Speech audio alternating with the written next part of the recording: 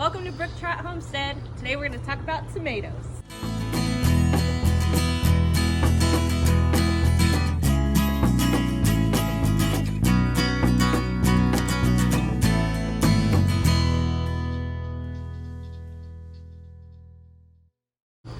Okay, so today we're going to talk about tomatoes. This is my 5th year gardening, but this is my first year gardening with mulch and a good layer of compost. Like I told you in the last videos, we're doing Back to Eden. So as you can see, our tomatoes are a good height. I am 5'5", and they reach just about here. What I do, if you can come in a little closer, if you can see this right here, I try to be very careful and make sure I get all of these so we don't have any really. But this is a sucker.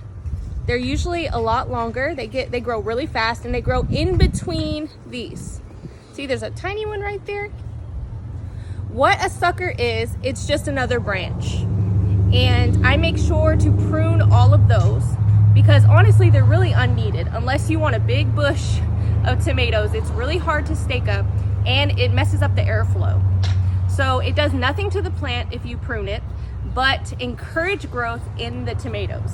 So we have some small ones starting here, and we have further down some those were my first set of tomatoes on this plant. And as you can see, I didn't have a huge stake, so I used this wire we used for our rabbit cage and just put it around the tomato plant. The reason why tomatoes need to be staked is because they're very weak. Look, very fragile. So if you do not stake them, either with bamboo sticks or with a wire, they'll kind of fall over or they'll easily break. So this one is doing really good. I actually planted 3 tomato plants and this one's doing the best. The reason it's doing the best is because this bed was worked in last year, and we added a lot more compost and we added chicken manure. I mean, we added all the organics into this bed. And so it's really paying off the second year and it's thriving. I haven't added anything new to it, but if your dirt is not quite like ours, what I would do is I would add a good compost. Homemade is the best, but if you don't have homemade, black cow manure bagged at the store is great. A good organic plant food, maybe some worm castings. I also put worm castings in this year. It really, really helps. So worm castings, a good compost, and just regular garden soil.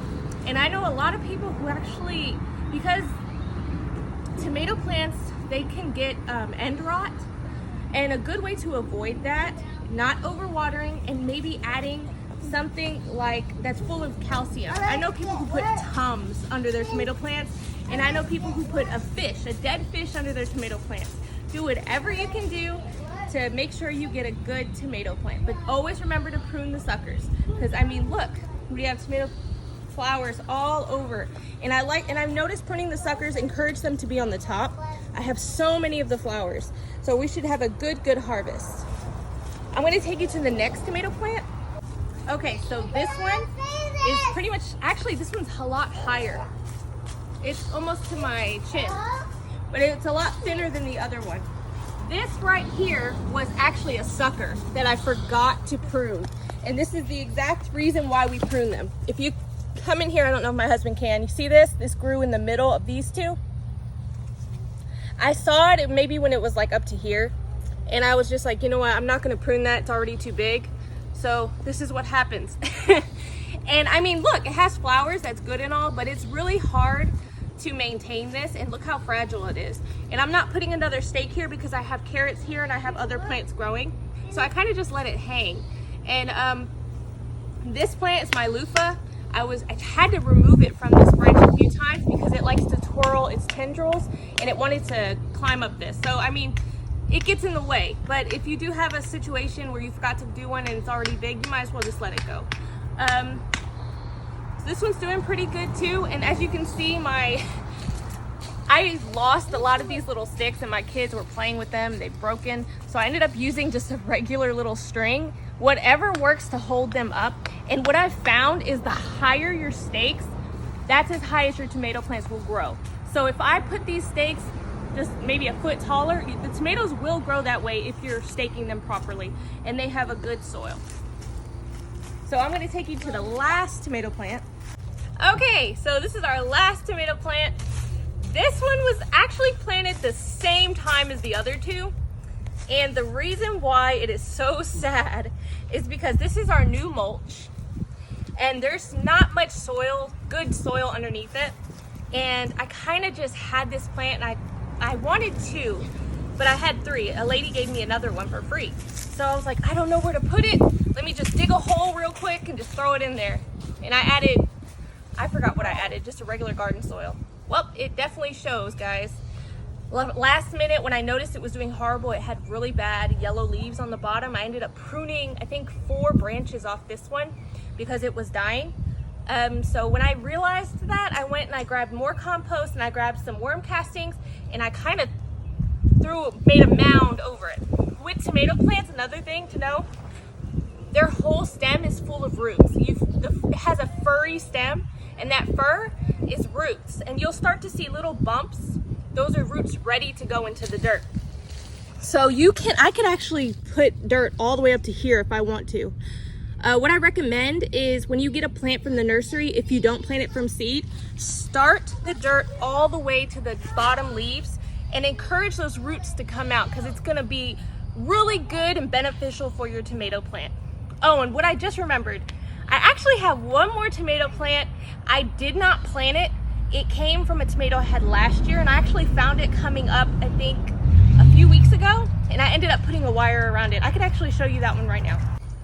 This is my other tomato plant. This was a surprise and I didn't want to rip it out. I didn't have the heart to because I'm trying to harvest as much food as I can with our small space.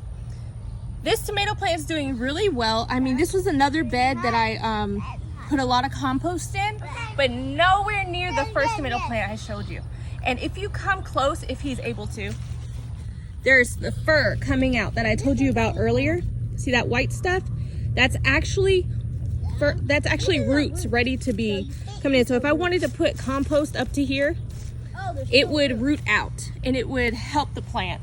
But it's doing fine. I'm not gonna do that. I'm just gonna let it do its thing. It already has flowers, so I'm kind of just gonna leave it there. The only thing I'm gonna be doing to this tomato plant is just pruning the suckers like I told you and hoping for the best.